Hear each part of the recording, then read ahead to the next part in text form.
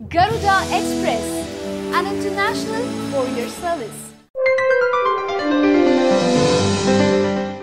రాజకీయాలు నడపటంలో దేవినేని నెహ్రూ అందివేసిన చెయ్యి.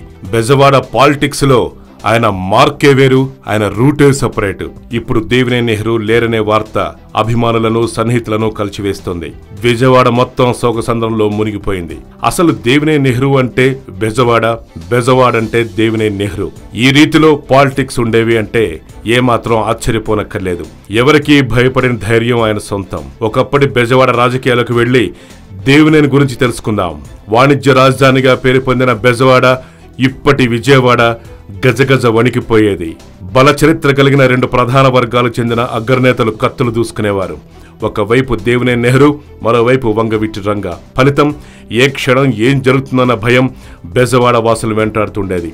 అసలు పోలీసులే బెజవాడలోకి ఎంటర్ అవడానికి భయపడిపోయేవారు. బెజవాడ పాలిటిక్స్ లో తనకంటూ ఓ ప్రత్యేక ముద్ర వేసుకున్నారు దేవినేని నెహ్రూ. బలమైన నేపథ్యం కలిగిన నేతలే ఇక్కడ ప్రధాన పార్టీలో కీలక రాజకీయ నేతలుగా చలామణి అయ్యేవారు. అయితే రాష్ట్రంలో కాంగ్రెస్ ప్రభుత్వం ఏర్పడినప్పటి నుంచి గతంలో వలె రాజకీయాలు దూకుడుగా లేకపోయినప్పటికీ మాటల దూకుడు మాత్రం నిత్యం కొనసాగుతూనే ఉండేది. వీళ్లు రాజకీయ నాయకులకు అండగా ఉండేవారు.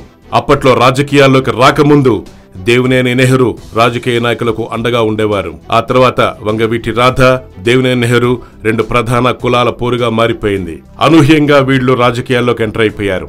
దేవినేని కుటుంబంలో నెహ్రూ పెద్దన్నగా ఉంటూ విజయవాడపై పట్టు సాధించడానికి తీవ్రంగా శ్రమించేవారు. అయితే తన ప్రత్యర్థి వంగవీటి మోహన్ రంగా మారడం తర్వాత దేవినేని నెహ్రూనే విజయవాడ పాలిటిక్స్ లోకి కింగ్లా మారారు.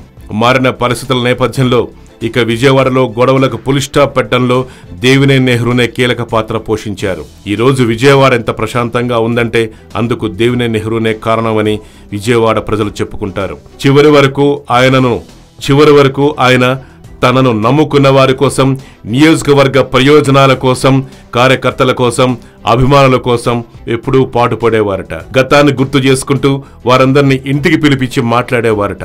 దేవినేని కుటుంబం అంటే ప్రాణం ఇచ్చే అభిమానులు విజయవాడ చుట్టుపక్కల ప్రాంతాల్లో వేలాది మంది ఉన్నారు. వారందరినీ ఒంటరి చేసి పెద్ద ఆయన వెళ్లిపోయాడు. తీరని శోకాన్ని మిగిల్చాడు. జోహార్ Devineni Nehru.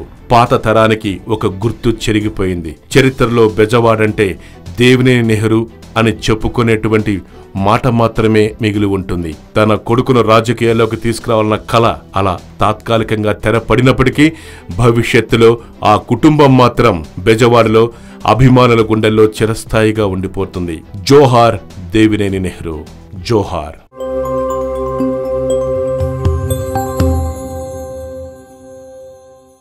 Hi yo-yo viewers, subscribe చేసేటప్పుడు అక్కడ ఉండే గంట సింబల్ ను ప్రెస్ చేయడం మర్చిపోవద్దు.